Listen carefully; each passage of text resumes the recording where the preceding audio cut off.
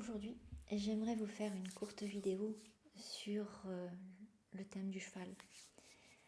Je vous ai fait un post Facebook là-dessus. Et c'est vrai que, à multiples reprises, et encore plus dernièrement, je me dis, bon sang, qu'est-ce que j'aimerais être un cheval. Ou quand je serai grande, je serai un cheval. En effet, il n'y a pas si longtemps que ça, j'ai vécu une situation pas vraiment agréable. On va dire un peu une situation agressive, mais une agression gratuite, où on déverse, ou quelqu'un déverse son fiel, pas d'autres mots, sur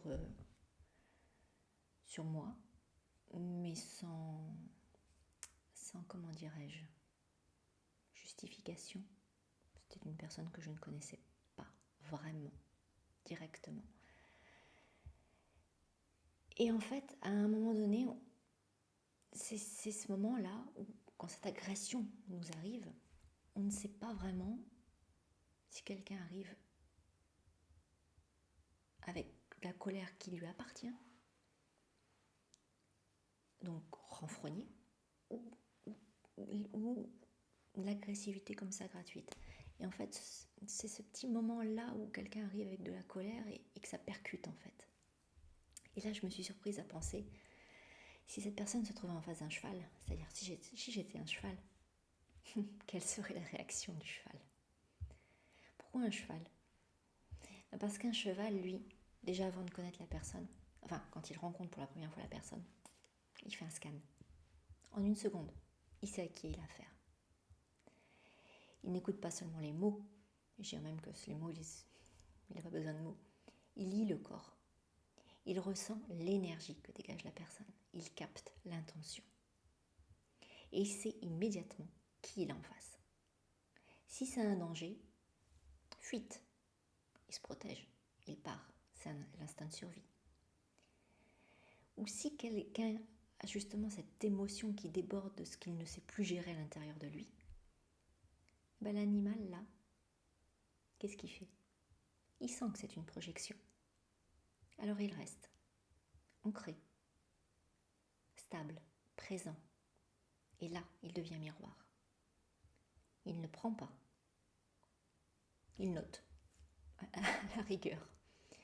Il ne porte pas non plus. Il ne prend pas pour lui. Non, loin de là. Mais il ne se laisse pas envahir parce que l'autre ne peut pas contenir.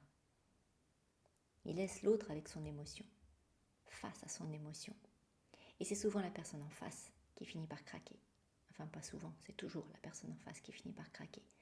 Parce que le cheval, par sa stabilité, par sa posture, par son ancrage, va obliger l'autre à se rencontrer.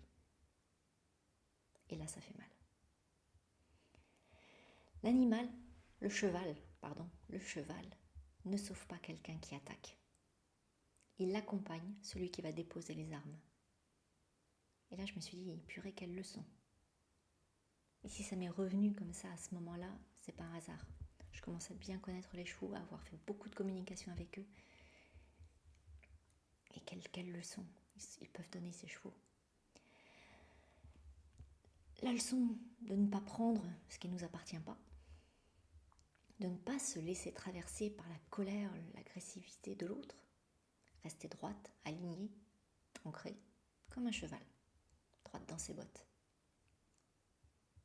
Et peut-être que grandir finalement, c'est apprendre à faire tout ça. Savoir prendre ce recul, sentir sans absorber, poser ses limites sans devenir agressif, rester stable quand l'autre en face vacille et se perd lui-même dans ses propos. Hier, avant-hier, avant-avant-hier, j'aurais aimé être un cheval. Aujourd'hui, je m'entraîne. Aujourd'hui, j'ai pris conscience de ça. Même si j'ai beaucoup avancé, j'ai encore des pas à faire. Et vous, quand quelqu'un arrive en face de vous, ou pas en face, et vous agresse, est-ce que vous prenez tout pour vous, pour argent comptant? Vous réagissez? Ou vous prenez ce petit moment de recul, vous regardez, vous scannez, vous dites ok, là, toi, t'es en train de parler de toi. Vous pouvez me le dire en commentaire, ça m'intéresse. Et sinon, n'oubliez pas de liker, me suivre si ces sujets vous intéressent et continuez à me suivre sur Facebook et sur YouTube. Merci à vous, à très très vite.